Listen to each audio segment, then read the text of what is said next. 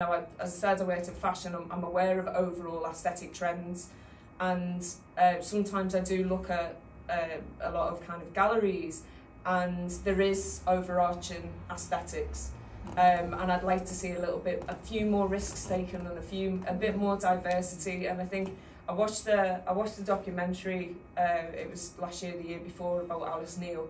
It was BBC, and the former dean of Yale Art School. I'm not usually one for quotes, but it really stuck with me because it really resonated with me at the time. Robert Storr, and he said, people want distinction without risk. And people want to stand away from the crowd, but not too far.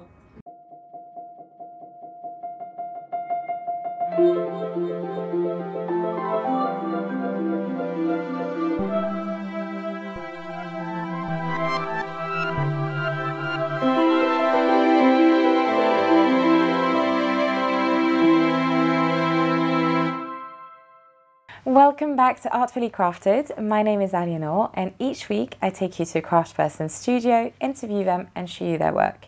And this week is a slightly different format. I'm actually going to be sharing with you a panel talk that took place a few weeks ago at the Art Workers Guild during London Craft Week.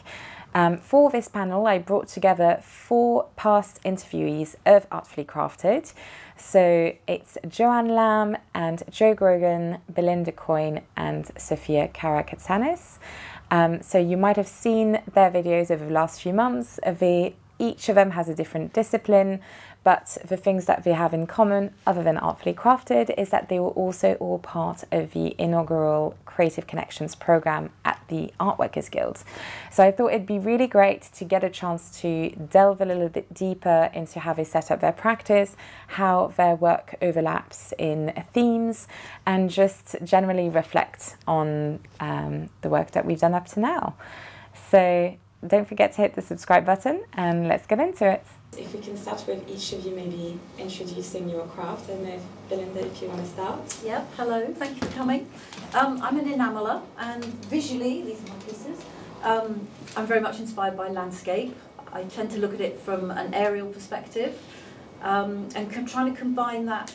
I walk, I'm interested in the sort of, especially looking from above at things that have been marked made in the landscape, so things like paths, footpaths, long barrows, hill forts, things that are making impressions on the landscape. And layered with that, I'm interested in issues around right to roam, access, lost footpaths. So I sort of try and integrate those two pieces together. And my practice, as I said, is enamelling, which is, if you don't know, essentially powdered glass, which I kiln fire up to about 900 degrees centigrade. I work very much in a sort of intuitive, expressive manner rather than a fine jewellery type enamelling way of working. I might fire up to 20 times on each piece, and I very much use what I call reductive drawing method of grinding back the surface to reveal layers that are hidden underneath and reveal marks. So a bit like the landscape with layering of geological features that might have appeared, or building up those layers. I work from a home studio in my back garden. It's a glorified shed, I suppose. And I also have access, I've built up a relationship with a signage company where I can use their furnace, so I'm quite looking forward to doing some bigger pieces of work, which is mainly why I work a lot in multiples. That was a piece from Collect Open, which I think I'm going to talk about a bit later. Thank you so much.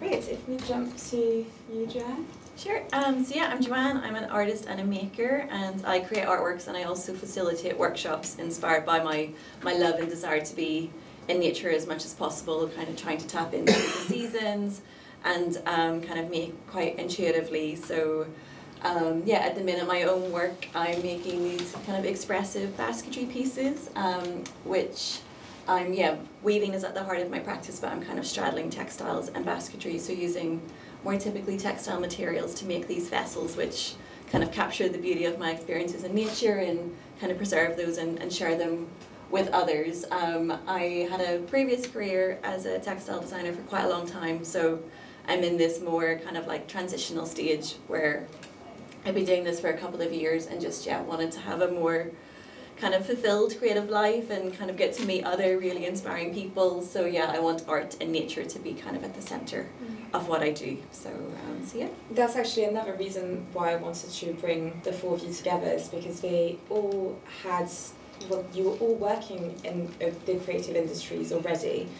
I think you were a teacher, and then the rest of you were working as designers, right? But they all felt compelled to become a maker. It was like, you know, we went into the creative industries because we wanted to, but we felt we should be employees, you know, have a salary and sort of have that, you know, structure. But you all felt compelled to kind of go beyond that and take that leap. And so I thought that was quite an interesting thing as well, about all of you. And you're all sort of in the early stages of setting up your practice. So yeah, that's something that will come up again as we go on. Jo. Hi, I'm Jo Grogan. I am a sculptor. I am classically trained in traditional woodcarving and gilding, and my practice is based around themes of social cultural history, often referencing the work of women and of communities of people that have been marginalised or somewhat forgotten by the history books.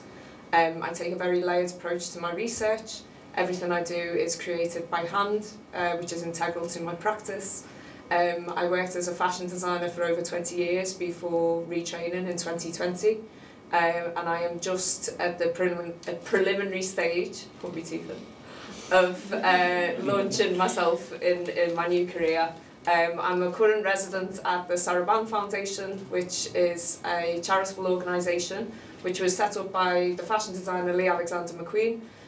He actually donated his entire estate after he passed away to supporting the next generation of emerging artists and craftspeople. And I'm very fortunate to be there. It's a very supportive organisation like the Art Workers Guild, especially in these early stages. And I also teach and I work for charities around my practice. Thank you so much. And Sofia. Hello, I'm Sofia. I'm a furniture maker and wood carver based in the Midlands, if you couldn't tell. My work is very process-led, but there's also narrative involved. I tried carving wood with an angle grinder, and as soon as I did it, I realised that's the only way I want to make.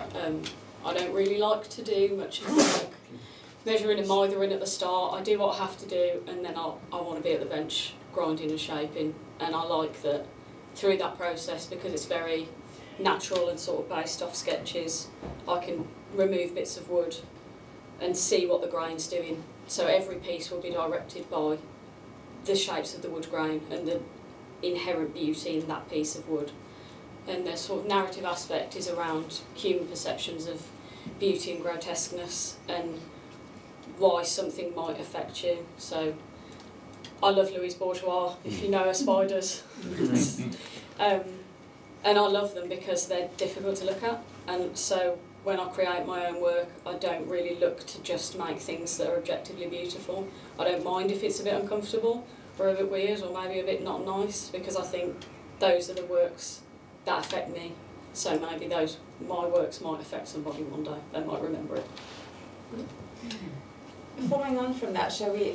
I was going to go to nature first, but maybe we can, Jo and Sofia, you both talk about themes of beauty, or sort of almost anti-beauty, I guess.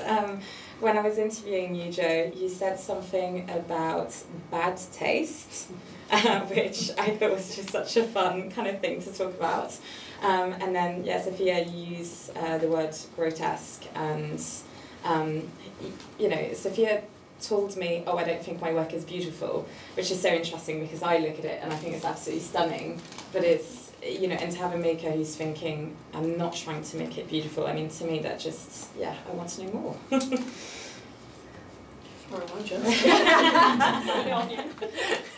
So yeah, I am interested in the politics of taste, and I was very inspired by the French writer Pierre Bourdieu in his observations around environment informing taste.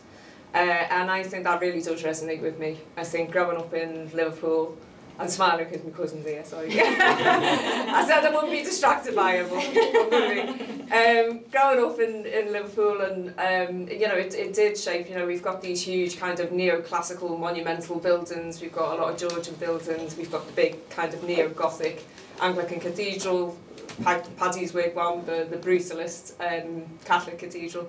So, you know, there's a lot of very different types of architecture and ornaments. And my dad, who started out as a joiner carpenter, he actually worked for a company that restores historical buildings. And that was referenced in our house, which really makes me laugh. I find it quite humorous because, you know, we lived in a very modest, semi-detached house, and we had a replica neoclassical niche in our house, which, you know, and now when I think about it, you know, we used to go around to other friends' houses and like nobody else had one of them. But you know, it was my dad's passion, and at the same time, you know, we had stuff like that which, you know, was on the side of tacky. I'm not gonna lie. But then we had the most magnificent, majestic, I think you could only call it, aircole, carved TV cabinet, which looked like it belonged in a medieval castle. And it was just my dad's like absolute passion for kind of not only architecture but ornament as well. So yeah, I grew up with like a collision of things that were extremely well made and then things that were probably on the side of taste that they shouldn't have been. And so a fascination kind of grew from there. What about you, Sofia? I think you had an aha moment when you were studying furniture, right? So I can't remember the name of your mentor. He sort of... It's Jane Cleal/Williams, I'm not sure which surname she goes by, but I went to furniture school down in Somerset. I was very lucky. I did receive some funding, but also self-funded some training there after many, many years of trying. And when we were sat down and it was time for me to do my bespoke project, she said, well, what do you like? And I said, oh, you know, I like lots of things. I like lots and lots of furniture, all sorts of different furniture, but when I really thought about it, I said, well, I love those spiders by Louise Bourgeois, and I love Larry Burroughs, who photographed the Vietnam War. And I love them because they're difficult, especially Larry Burroughs' work. It's visceral, it's suffering, it's humanity, and it's hard to look at, and it affects you. So when I thought about what I like, it's that stuff. It's not things that are objectively beautiful. Like, yes, the photographs are beautiful, but they're troubling. Yes, her sculptures are beautiful, but they're provocative.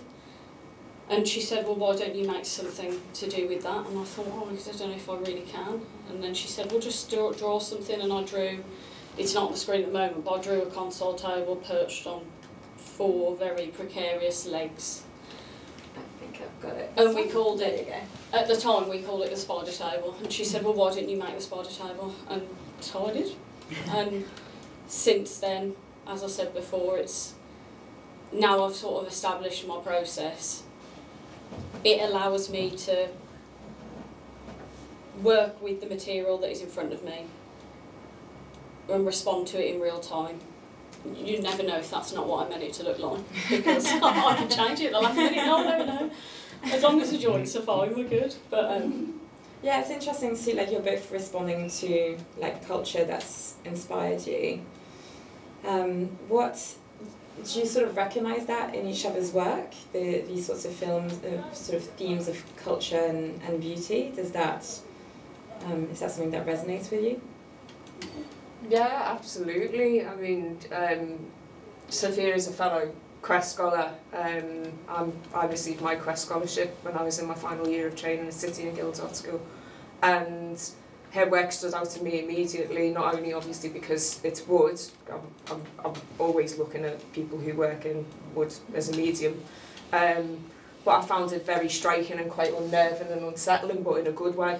And it felt very inventive, and I think one of the things that can feel challenging when you are emerging as an artist and maker and you've got a blended practice. So I don't consider myself to be just a craftsperson. I sit somewhere in between, a gap between craftsmanship and fine art, and I kind of don't belong in either of those worlds. And I think at times the similarities between Sofia's experience and mine, and you know, ultimately the art world is a market, and I think sometimes there is this need to fit into already regimented forms of how you display your work and how you convey your ideas. And I think there needs to be more openness around that. And you know, as I said, I worked in fashion. I'm aware of overall aesthetic trends, and sometimes I do look at a lot of kind of galleries, and there is overarching aesthetics. And I'd like to see a few more risks taken and a bit more diversity. And I think I watched a documentary. It was last year, the year before, about Alice Neal. It was BBC, and the former dean of Yale Art School. I'm not usually one for quotes, but it really stuck with me because it really resonated with me at the time. Robert Storr, and he said, people want distinction without risk, and people want to stand away from the crowd but not too far. And I was like, that's it, that hits the nail on the head. There's that feeling of, and for me, I just want to see more authenticity being pushed through, and that area kind of opening up. Yeah. One thing that intrigues me as well about, you know, talking of sort of almost anti-beauty is, you know, you're trying to, you know, get clients. A lot of the time you're talking about, you know, maybe interior designers, etc. The sort of aim, you'd think, would be beauty. So how do you sell work that isn't about beauty? I think I'd say it's true of your work as well. I think we both, and really anyone working in the crafts and arts with a distinctive style, it's going to be all of us, make things that we feel compelled to make. I make my best things when I can see it in my head and it's really clear, and I'm like, that's the thing I've got to make. We could water that down. We could all water that down to fit more neatly into the boxes of what maybe people out there are looking for and be a little bit more palatable to more tastes. But the work won't be as good. If you want the real good stuff, it has to have all that in it. It's passion and emotion and struggle. You know, it's not easy to make things. Sometimes it's really frustrating. Things don't go how you want. Then you've looked at it for a really long time and now you've decided you hate it, but you're nearly finished, so you've got to carry on. But I think that when the right people see it, the right person will see it. There's something for everyone. Everyone likes different things, and it's just getting in front of the right person. You've got to be authentic. Nobody likes inauthenticity, so it's you won't get anywhere with that. So that's how I think, you appeal to them, is you just stay the course. Yeah. Shall we talking about nature now?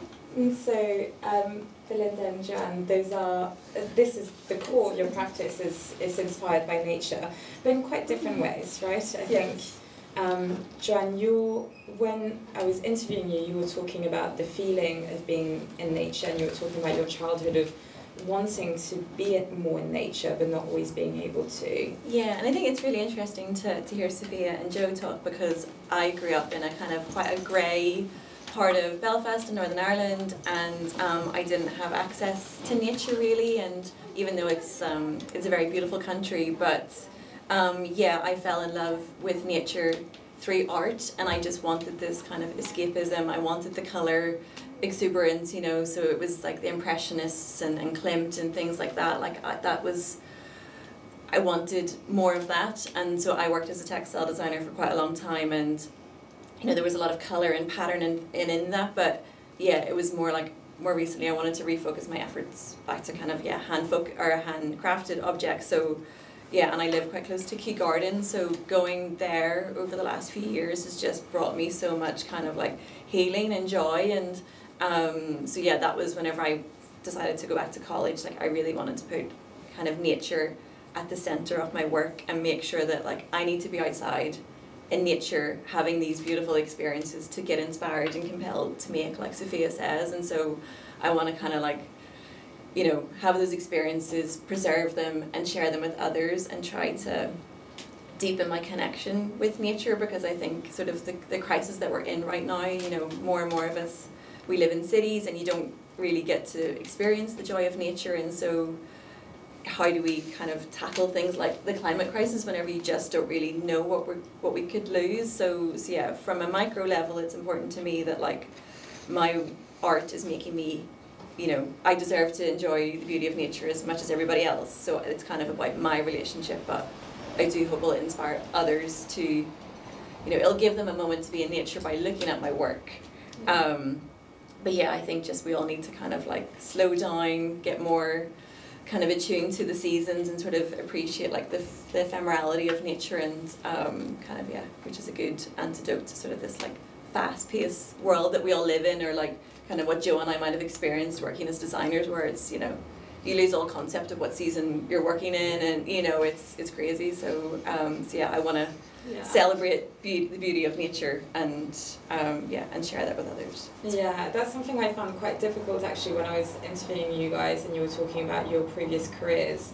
I actually got choked up when I was interviewing you, because you were just like, it's so disconnected from the world and from, you know, if you're in that sort of mass-produced environment, you're not necessarily, it doesn't necessarily feel aligned with your own values, and it was quite difficult to talk about, I think, especially talking about it with people who are clearly so passionate about the materials. So it's confronting, because especially when you've spent time and you've seen the mass production cycle and you've spent time overseas and you see firsthand some of the devastation, that sometimes I think when we're just sitting online kind of going, oh, I'll just buy this, that you've got a disconnect from, and you know, I did spend a lot of time in the industrial parts of China and India, and yeah, I saw the real life impact that it was having. There was days in China where you couldn't see a metre in front of you because the air was that thick with pollution.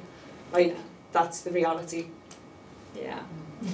And I feel like that actually leads quite neatly on to your work, Belinda, because your work is inspired by, I hope I'm going to get this right, by aerial views of nature, and you actually did a whole project that was about lost paths around the country, right? Yeah, I'm very much a mark maker, and I think colour's quite a new thing for me, and using enamel is quite interesting. That sort of, I used to do a lot of just black and white, and I've slowly built up the whole colour. I don't come from a paint background, but I've really enjoyed that mark making way of working, so it's quite a new thing for me. But I mean, that piece in particular, it was around lost paths, so I like the idea of having craft, having some kind of narrative behind it, and maybe some kind of soft environmental protest. So it was 49 panels, each of those are about 300mm square. Yeah, you can see the whole piece there. And they're geographically arranged on the wall, so the top left is Blackpool and the top right is Saltburn, then we've got Cornwall and over in Sussex. So each panel was a specific path that the Ordnance Survey Right to Roam people had identified as would be lost if they weren't reinstated onto the new version of the current Ordnance Survey maps. So I visited 49 paths throughout the country, documented them, drew them, tried to organise myself. It took about 3 months in total. I couldn't find, half of them are overgrown. I got chased with someone with a gun off one of the pieces, which shall remain nameless, with an estate down near Brighton. Remember we're being sorry. Yeah. And I did just want to say we will turn off the camera for the Q&A, so it will be sort of, you'll be free to ask whatever questions you want to that point. So they're all, and the piece in the centre, the sort of black and white with the grid lines, was really me saying, well, only 8% of the UK, or not UK, discounting Scotland, of England and Wales, is accessible currently to us. So 92% is off limits for all sorts of reasons. And I think that was what I was representing. That black circle in the centre of the piece, is 8% of the size of the square. So I sort of use my mark making to sort of indicate some of the piece, issues that I'm interested in.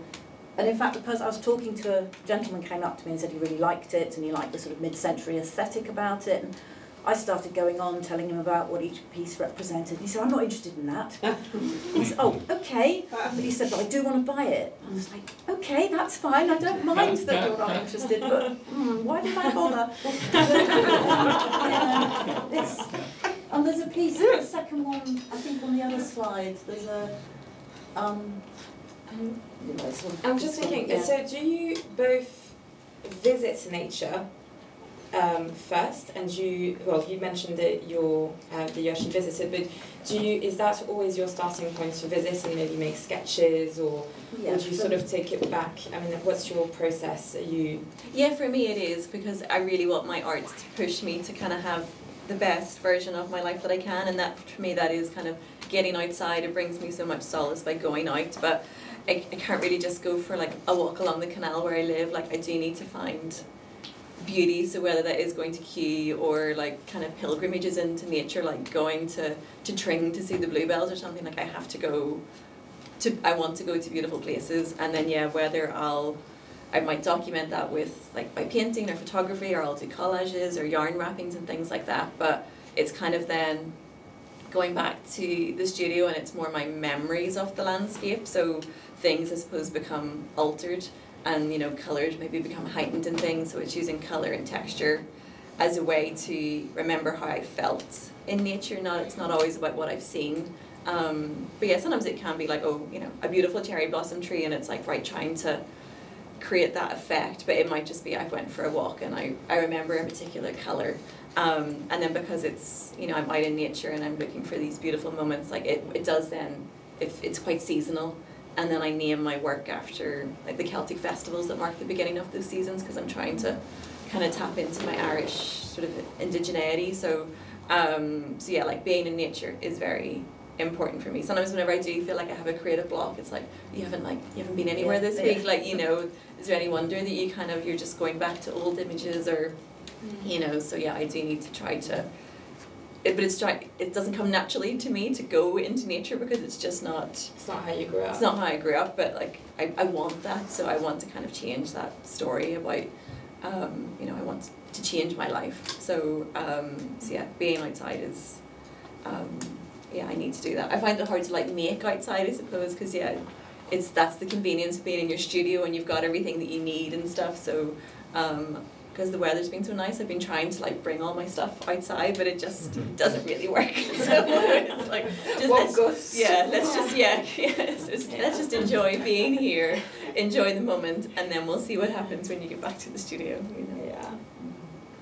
What about you, Bill? I mean, you do start with visits as well, or you kind of have a process of research first and then. Yeah, I can't actually. I'm not a fine art abstract painter. The images might look like that at the end, but it's very much has to come from something that I've seen in my head. It has to come from something I've experienced. I just can't do it unless I've been there. They end up, that piece, there's 52 dots on there, and it is a particular shooting estate just close to me in Sussex, and so there's the sort of expressive side of it, which is the background, and then the orange dots is that sort of layering of statistical information, so the 52 dots that aren't there anymore, on the orange dots that were on the last slide, they represent... I've done it, so you have to face that way. Okay. I can see the screen then. Each dot represented a million game birds, so there's 52 dots to represent the 52 million game birds which we release in the UK every year, so there's always some kind of narrative behind each piece. Yeah, layered with that emotive and statistical together. But that is so interesting, because I think things like that, like art can kind of affect people so much more deeply than like a graph or a statistic can. Like it is art is a record of kind of our human experiences and our relationship with the landscape. And yes, of course, science and politics is important, but it's. Yeah.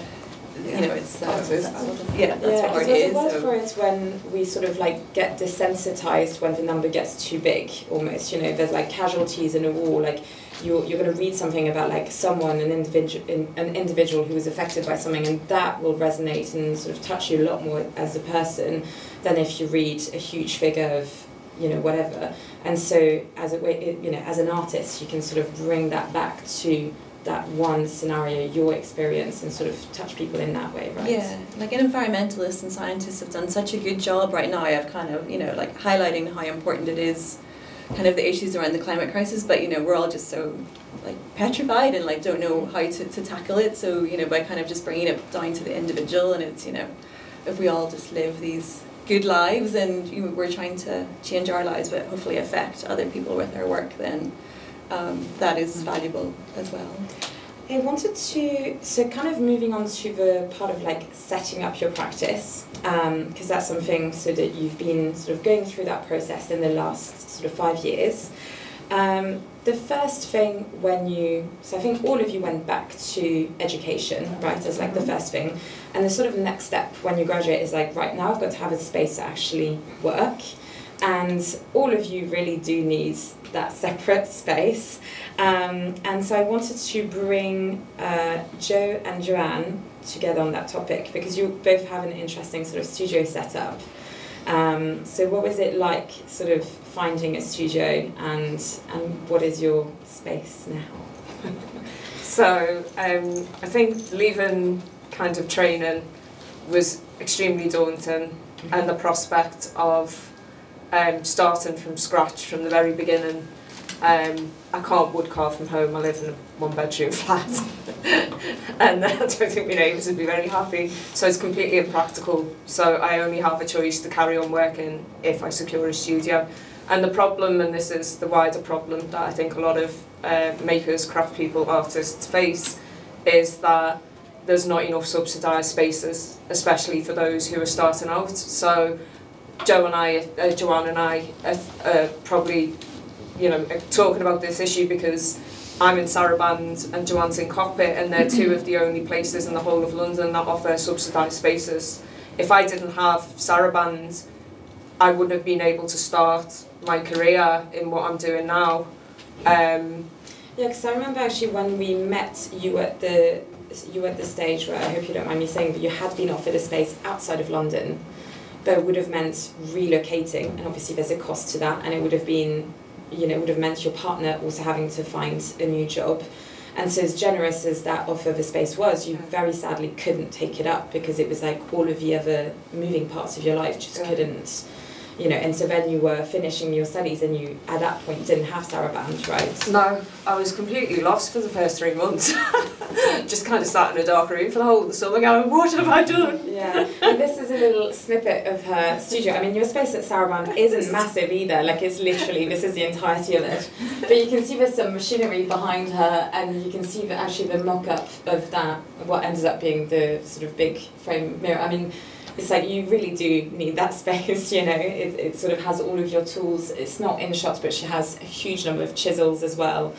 So yeah, it's really necessary. I was just grateful for a space full stop, and you make the most of what you get. And yeah, you know, in an ideal world, it would be nicer to have a bit of a bigger space, but it's just really important. And I think there's a lot of talk about getting people into crafts. So there's a lot of organisations like Heritage Crafts which are really doing a great job of promoting, getting people through the training, but there's this kind of drop off of like once people actually go through the training of connecting the dots to a market, you know, and I think making a business out of it, and making an actual business and getting kind of professional business coaching. And you know, when you're starting from scratch, you've got expensive rent to pay because you're in London. It's one of the most expensive places in the whole country. Well, and yeah, and the rents have gone up. And then you know, when you're doing, obviously this then differs between practices, but I don't mind telling you, making a living out of being a woodcarver is really hard because you spend, that mirror took me 9 months to make, it took 1,800 hours. So you know, that gives you an understanding of how much I would need to charge, and then how small that market is that I would need to plug into. And the problem is that I can't just kind of come out fresh, you know, nobody knows who I am, I'm not established, whack a price on that because of the amount of hours it's taken me and think that someone's just going to pay it. Nobody knows me from Adam. A lot of collectors, they'll want, you know, they'll want the approval of buying through a reputable gallery before you can kind of charge some of those prices. So these are some of the obstacles that I think a lot of us face. And when your work is very time-honoured, time-extensive, it's very hard to make what you do profitable in those early interim. So paying for a studio, which is, you know, could be at least half a month's rent, and then your rent on top of that, I'd have to be clearing £3 a month. Yeah. You know, that's the reality. So it's finding, but that's where the Art Workers Guild certainly helped in forming through creative connections with finding other people that are in a similar situation, so at least we could all have a cry and a biscuit together. And Joanne, you have an interesting setup. I remember when I visited you, I don't know if I've got a photo, I think this is in the tiny version, yeah. But you have, your studio is actually, when we shot in that space, it's a really beautiful video and a beautiful space, but we sort of had to angle it in a particular way because... Yeah, so I'm not actually at Cockpit yet. It's kind of on the wish list. It's on one of the long-term goals, and I do think for my practice somewhere like Cockpit would be good for me, so that's my ambition. But I live in West London, and it was more about trying to get more connected with other creatives that were in the area, and just by going to like a life drawing class I found out that there was a new block of studios that were going to be open, and yeah, so it's this like abandoned office building. The organisation's called Set Space, so you know, a charitable organisation as well, but yeah, they just very cheaply go into abandoned buildings and like kind of turn them into temporary studios. So I've got a really nice space, and it's quite close to where I live, so I'm not having to like commute and stuff, and you know, there's no reason why I shouldn't be there like all the time. Yeah. It's 10 minutes from my house, but yeah, so I've got a good size space, nice light, Yeah. but you kind of have to like close your eyes until you get into it, like, to kind it was sort of get like, past all the communal spaces. yeah, it's because a we bit basically dingy. boarded up, what was it? It was like a school or something before. It kind of looks like an office block, Yeah. and it's going to, you know, it's not that it's condemned, but it's about to be knocked down and it'll get turned into flats. Yeah. So, And so we've had a few years. Yeah, so we've taken all of the open spaces basically and put up sort of chipboard, etc., to subdivide it. And so I think that's actually a lot of the artists who I interview. You know, the studios really do come in sort of all sorts of shapes and sizes because you really have to adapt, Yeah, right? it's like Joe says, you have to make the best of what you have, but I suppose, you know, and I do have a really good space, but I'm not necessarily getting like visibility, like it's not somewhere that I really feel that I can invite people to, and it's not like a destination of craft, so that's like why a gallerist or a private client, you would feel, Yes, I did feel embarrassed and bringing you in. But you also, and then there's also the sort of precariousness of it, right? Is like because of the building that is in the setup, it does mean that I think you have like a month's notice. Yeah, we'll have to move at some stage. Yeah, that's the other thing. And then Sarahbound, that's only for a set amount of time as well, right? So it's like all of these opportunities, you know, you can maybe have access to a cheaper studio, but actually there's usually a time limit on it, which makes it tricky. The sort of next thing that I wanted to bring up, I think it's like once you've got a studio, the next thing that everybody wants is to obviously be shown at a gallery, right? But really the way to be noticed by gallerists is to take part in fairs, right? Mm-hmm. And you've all had experiences of taking part in fairs, and obviously there's, you know, lots that we know: Collect Art Fair, Decorex, Future Icons, Craftwork, etc. I thought it'd be interesting, Belinda, if you can talk about Collect, and then Joe, if you can talk about, you know, you've mentioned your work, you know, the fact that like making for a fair takes time as well. So I thought that would be quite interesting. Belinda, if you want to start with maybe like what was involved in showing your work and... Yeah, I applied to Collect. I've not been long out of sort of formal education setting. I've done my MA and I literally used Collect, which is the big show at Somerset House run by the Crafts Council. They do something called Collect Open, so it's for galleries mainly, but Collect Open is for individuals to put forward an ambitious piece of new work. I very naively didn't realise you had to pay. But anyway, I applied purely because I've not been long out of education to use it as a vehicle for me. I was still very brief-led, and I thought if I apply for this, then I'm writing a structure, I'm writing a brief, it's a new piece of work. No intention that I'd get in. So when they then said, congratulations, you've got in, can we have £3,000? It was a little bit of a shock. Sort of, okay. I mean, I had sort of realised that was there, but I didn't think they would accept me. So you've got to find the fee to be part of this thing that, you know, is very prestigious and was great. So I did it. It was amazing. I really, really enjoyed it. It was a fabulous thing for me to do as a very relatively new maker. I put that piece in that you saw earlier.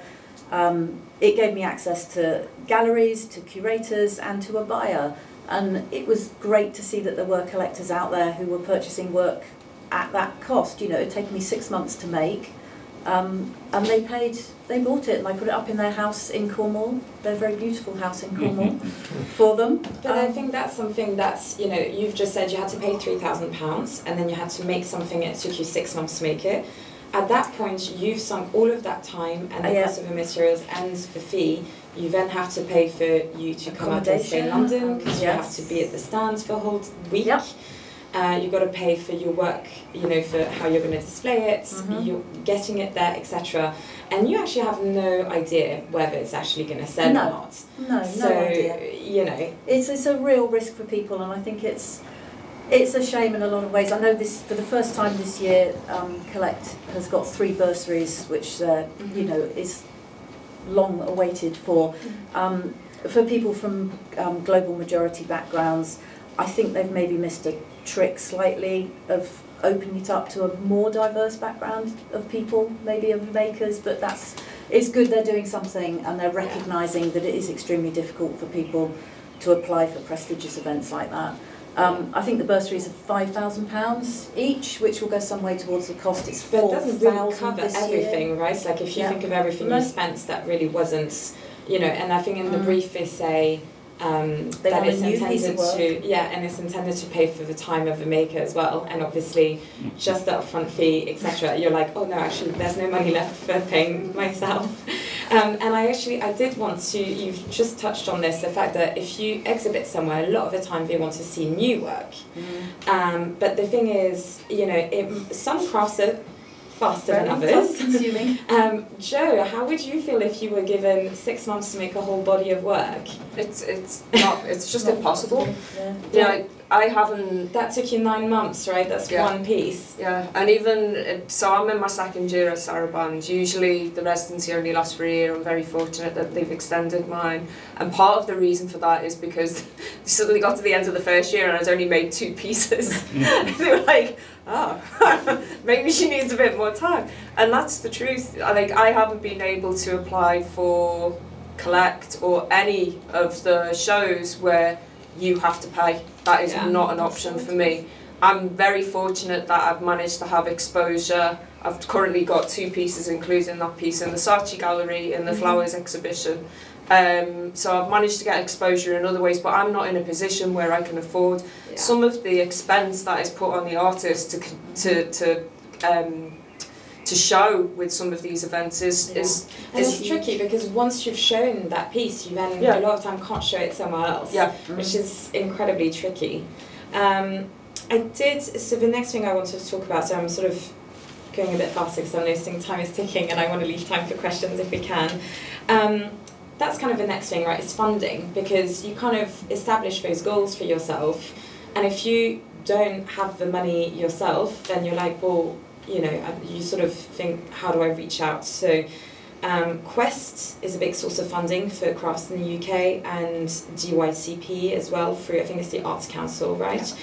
I wanted to talk about, I'm sorry, Bill, we're going to talk about the DYCP. Just to rub it in that I didn't get it.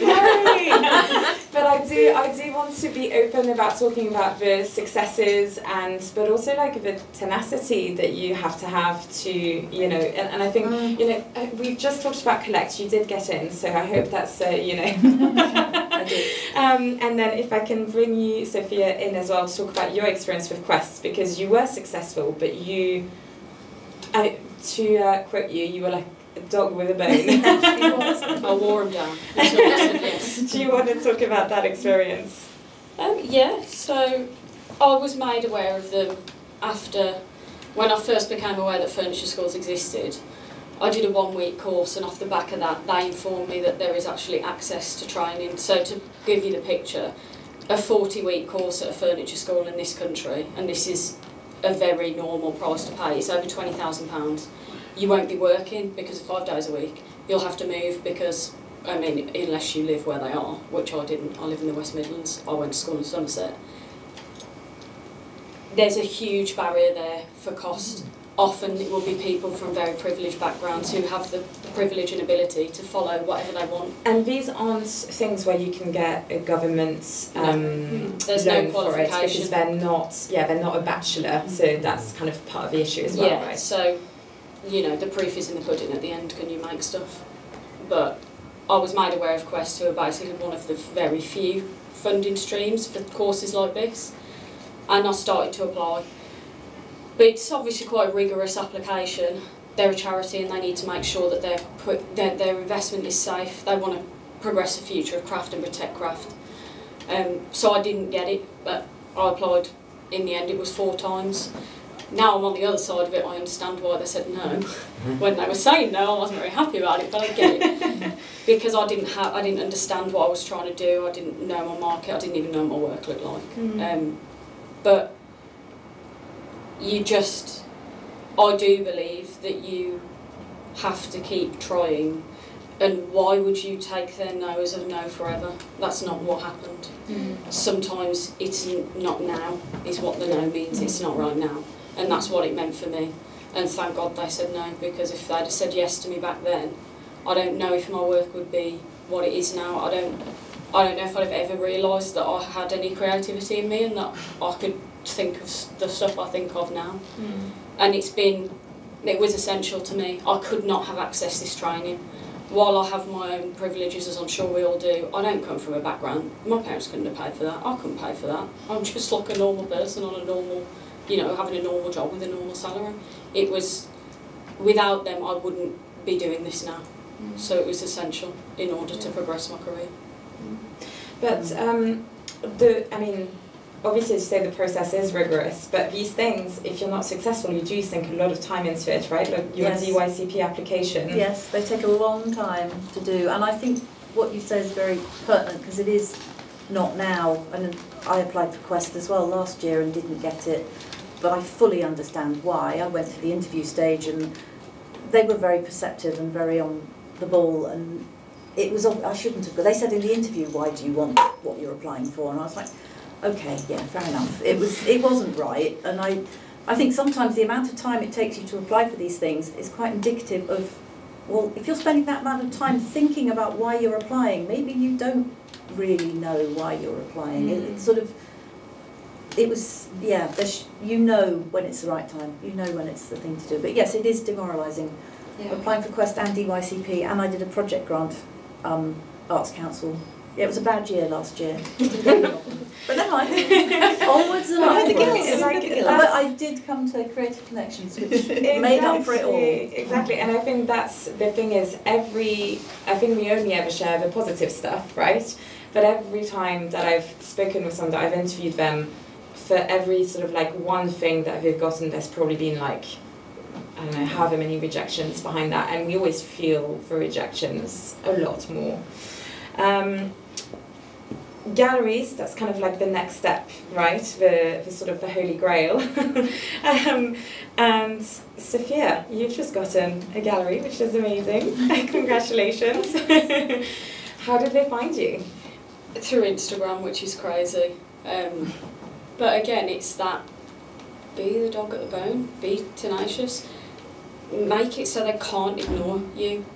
I go to shows, I comment on stuff, I love art and craft and objects, so I consume a lot of that. I go to everything I can. I'm not based in London. If you're outside of London, you're a bit out of the clique. You need to force your way in. So show up to stuff, talk to people. Most people are really cool and really helpful, and actually will give you more of their time than you ever think they will. But this gallery, they're based out in the US. I've followed them for a while because I love their work and I love the artists, and I comment on their stuff a lot when I see things that I love. And it was this very contemporary and abstract piece of furniture, and I commented on it and I said, this is superb, and I'm obsessed with it.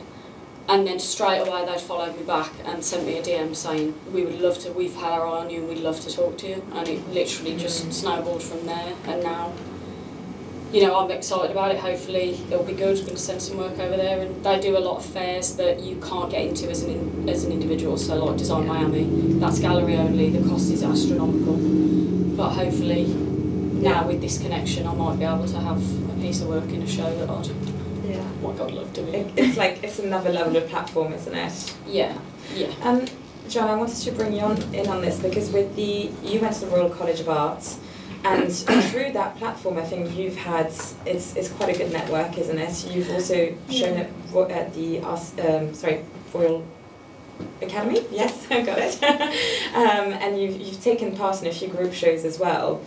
What's that been like for you? Yeah, so the Royal College of Art, I suppose, has this reputation that, you know, a lot of people go there to network, and I think I definitely thought that I was going to go there, someone would buy my entire final collection, and that I would be set for life, and it doesn't happen, especially because I do the textile course, and so there's, you know, there's painting and fine art and things, but thankfully there was some really nice opportunities that came from it. So I met quite an very influential journalist called Coyne, who's very, puts on a show called Future Heritage. So she invited me to take part in Future Heritage quite shortly after I graduated. So that was really nice, having like something to aim towards, because I suppose, yes, whenever you've finished, you're like, what do I do?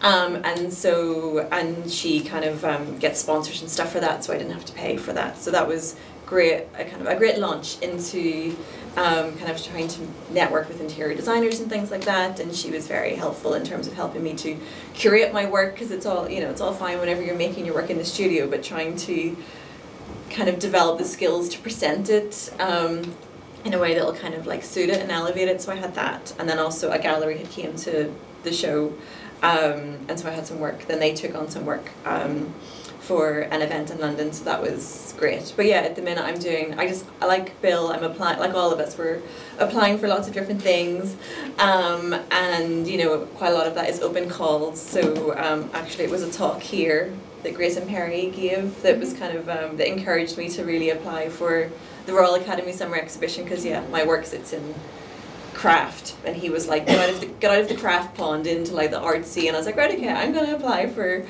the summer exhibition, and I got in, and that was my first time applying, and yeah, it was just such a lovely experience. I sold the work, I got a couple of commissions, some press, so yeah, it's you're having to balance, because sometimes with some of these things you have to, there's admin fees, like there's always some sort of yeah, there's a time pressure or a financial pressure, but yeah, it's just trying to manage the resources that you do have. Like if I have sold some work, it's like, right, okay, how can I invest that bit of money that I do have? Where's the best place for it? Is it, you know, I need better photography, because photography can really help you get into galleries if you've got really good images of your work, and then for press, they're always going to reach out and say, do you have any photography? And if you don't, then you miss out. Yeah, you can't do it all. So it is just like being patient, and again, that's why I think meeting other, networking, like Sofia says, and like meeting other artists, and it's like, well, what shows have you done? What have you tried? And it's a lot of learning from each other. Yeah, and so kind of the last topic I wanted to bring up was creative connections, so what brought all of us together, and it's, you know, through every single opportunity and thing that you've done, you've all said there was the pros and cons, and the only thing that you said was all positive was creative connections. So yeah, I think it's something that the Guild was really keen on doing, is, as you say, sort of filling that gap of, you know, people who finish their sort of the education part of their training and you're establishing their practice. It can sometimes, you know, you can feel a little bit lost, because you've gone from having that sense of community, and then all of a sudden, you know, when you're reaching out to people who are within your field, they see you as competition. And so I think it can feel really lonely, whereas actually Creative Connections, it was all about, you know, you're all from diverse disciplines, and that might be a little bit of overlap, but really you were all able to be just very supportive of each other, right? Yes. Do you want to talk about yeah, definitely. Yeah, I mean, I think you summed it up. Yeah, I think I didn't necessarily know what I was applying for, because it was the first year that the Artworkers Guild have done this, but someone had said that, you know, like what the Guild does, you know, it brings together lots of different disciplines, and so yeah, I was really curious to know more about the Guild, and then the fact that you were going to get support, and there was talks and things, so it was just like, oh, at least every month, or, you know, I'm going to have something to look forward to. I will be out of my studio where I'm by myself, like I'll get to come and meet other people, and yeah, there was no real expectation other than like, let's just enjoy this experience and, you know, see what happens. And so yeah, getting to the Guild has been really generous. All of the members and things have given us lots of advice, but then also it's bringing us together as a group of kind of new kind of the next generation, I suppose, of artists, and so yeah, we're just trying to support each other, and it doesn't feel competitive in any way, and it's not judgmental, it's not competitive, it's but yeah, there's a lot to sort of learn. like a WhatsApp chat where you're very like, oh, should I do this? What's the pros and cons? And you're sort of like really helping each other out, right, and sort of navigating, because it's all very unclear, isn't it? It's a bit of a minefield, yeah. And the art world, like Joe says, like it can be quite opaque, like you just don't know where to begin. But yeah, once you kind of start to talk to each other, and you know, like Sofia says, like you're just going to gallery, it's just people at the end of the day, and like, you know, you just have to, if you're passionate about what you do, and you can quite succinct, or you can just like, you know why you're doing what you're doing, and kind of, yeah, we've all really helped each other, and it's nice to like see friendly faces whenever we do go to trade shows. Like Bill and I both did Decorex, and so it was just so nice knowing that like there would be someone there to have lunch with, and you know, like it's really it's been really helpful.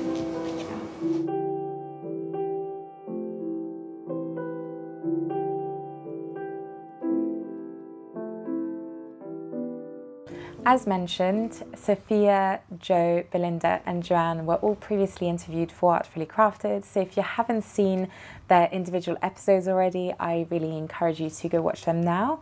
And of course, if you have any questions, I know you missed out on the sort of in the room Q&A, but if you do have any questions, please leave them in the comments below, and I will try my best to answer them or get their individual inputs if it's relevant to one of their disciplines.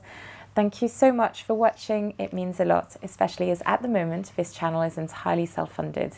So please spread the word. Like, share and subscribe. See you next week. Dots that aren't there anymore. On the orange dots that were on the last slide. They represent... I've done it so you have to face that way. Okay. I can see the screen then.